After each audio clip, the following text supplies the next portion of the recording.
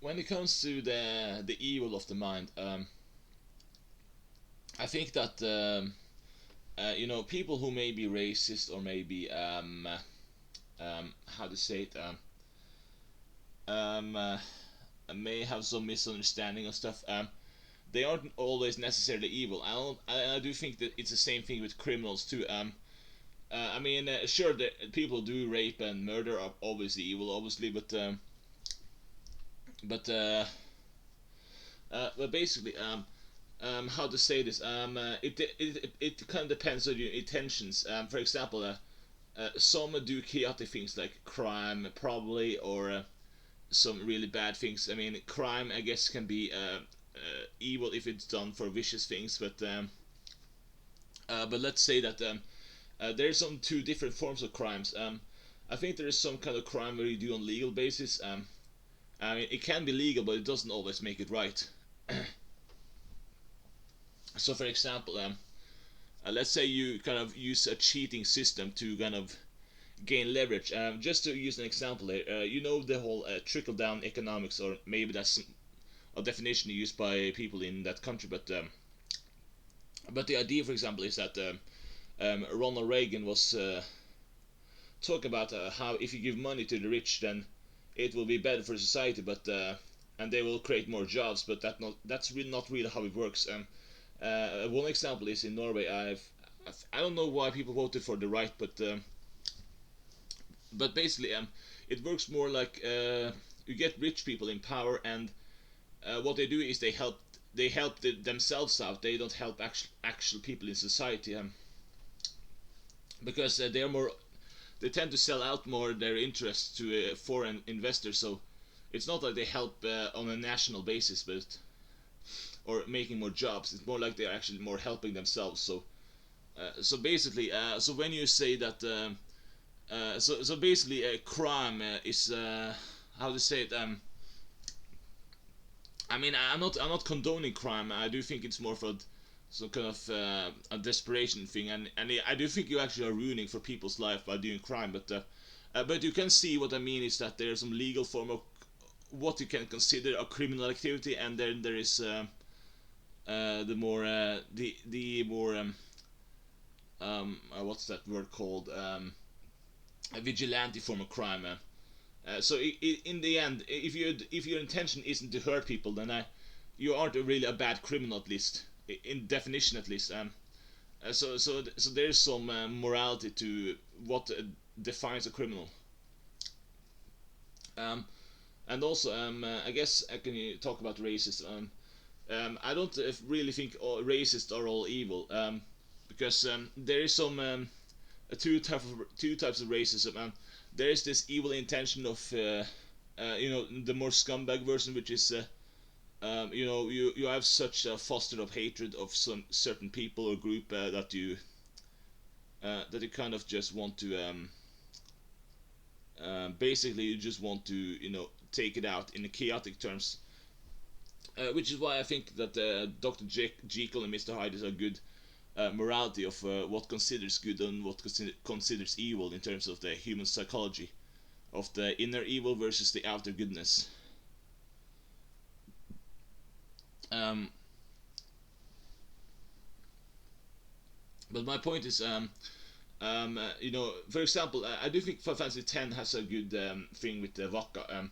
There's a character there called Vakka, which is he has a huge hatred for this fictional group called Albed, basically, and because I think it has something to do with the religious belief system with the whole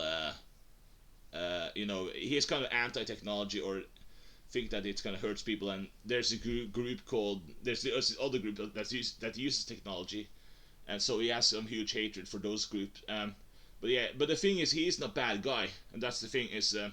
Racism doesn't mean that you are evil. It just means that you are misunderstood on something. So there's two types of people. There's a good type and then there's evil type. If you are racist and you use it for evil purposes, then you are a bad guy. But if you just are misunderstood on something, then I don't think you're a bad guy. And I do think people who are anti-racist or who are hugely judgmental, I think those are actually worse than the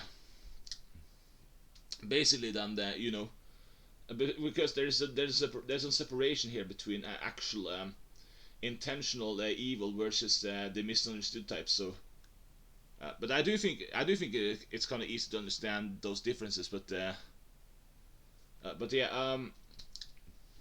but I guess there's also this different type of dilemma with collectivism, which I'm not really a huge fan of because I do think it's kind of ruining more for people who just want to go on with their lives. And then there is a legit anti-racism, which is if something happens, then you should stand for um, for people's right to be who they want to be in a sense. But yeah, but that's just my commentary a little on that one. But yeah, I don't think I'm gonna make too much video on this because I guess it's kind of getting a little preachy now. But yeah, I guess I'm gonna end it with one more thing. Let's say, you know, I guess the only thing that's kind of unpopular is your take on wolves and if you hate wolves or something. I do kind of hate wolves though, but that's mainly because I do think people have a very Disneyland feeling on wolves because I don't think they're as noble as people try to make them out to be. I just don't like the whole idea of that. But or bears for that matter. I mean, I guess I have more sympathy for killer whales because they have more of a documented effect of not actually killing humans. I mean, not I guess not trying to say that they are harmless, but point is there's more documented fact of killer whales being more friendly towards humans and more vicious towards sharks or something. But yeah, I think I've worked more on the logical sense here, but that I guess it's kind of interesting with the whole why people defend something and why people attack something. There's some interesting idea here because I do think people work on logic when something you don't like. I mean that's at least how I see it. I guess I do think there's more of an ideological thing with collectivism versus anti-collectivism here. Because if it makes sense on a logical level, then you're gonna support something. But if it's something that's collectivist, like something that doesn't make up, but they work in a collectivist manner, and it doesn't really add up to something. They kind of want to stand for that principle. Like, I mean, I can definitely mention some disgusting example, which. Yeah, I mean, for example, though, I can mention this, but I do think it's a disgusting thing. But I mean, people who defend consensual cannibalism, I think that's disgusting. I have at least heard that one by atheists in the United States, and I just found it apprehensible, just horrible. Because they think that if their logic is basically okay, if it's a roadkill or something, yeah, sure. I mean, it's mostly hypothetical, but it's still disgusting. And I guess I used some other terms just to make fun of that and say, well, what if people want to be burned to death consensually? Is that okay too?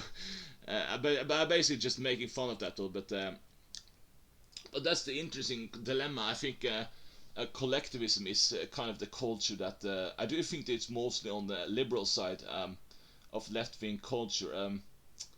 And then you have I wouldn't say it is necessarily right wing, but some people may associate with it.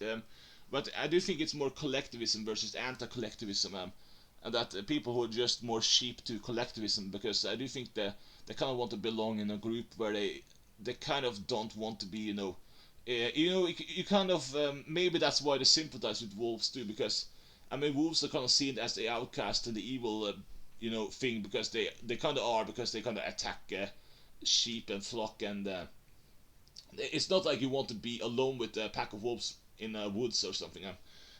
You would basically get killed if you did, but maybe that's why they have no sympathy of the more collectivist type, and that's why they kind of that's the mentality I think is part of the collectivist mentality versus the anti-collectivism, which is they use more logical reasoning or the way to view things rather than to rely on collectivism, and it does seem to be what they are working on. At least how to understand their mentality. If people I wonder. Okay, so why would people even defend wolves? Why would they do that? Because it doesn't make sense, right? And I think it's due to collectivism. I just think that's the only sensible ideology that would defend such things, even if to a normal person it looks, horrible. Um, so I just think it's some kind of elitism group think within a certain group that decides something is immoral or good. And I do think Metal Gear Solid 3 has the best way to, you can look it up yourself. I'm not gonna link it, but look up loyalty to the end. They call it the phone call with the boss and Snake in that one. Basically, it discusses about how it's basically the times that decides core values, and in the end, that's what decides future values with people and such. So that's basically what I think a collectivist group does in a sense in a society. Um, so you could argue, for example, if it was a religious group, then they would decide if they were dominant. But because it's more of a support supposed to be like a tolerant liberal society, then they dictate more if you basically have that power basically. And yeah, they can kind of group up together and kind of dictate more on society basis. So it's not really based on logic often. It's more based on collectivism.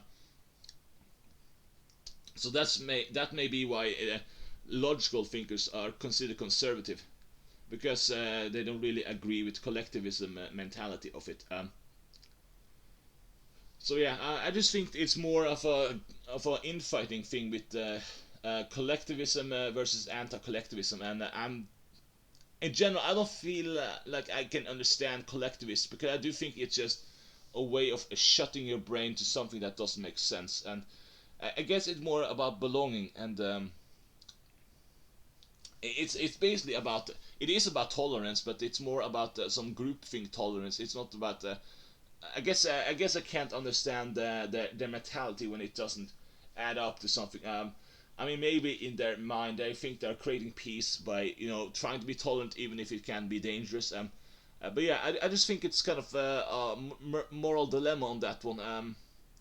It's basically I just think it's more of a collectivist groupthink versus anti-groupthink. I just think it's uh, basically that. It's not to say that they aren't individuals, but they don't work like individual thinking, because I guess they kind of yeah, it's basically like individuals living in a society with a collectivist mindset of stuff, and then you have the other people who kind of, in a sense, they kind of want to debate on stuff and see if it adds up in a sensible way. But that's not how collectivists thinks. They think in a very unison manner on lots of issues and stuff. So I do think that this is what the culture they are set around in a free, open democracy. As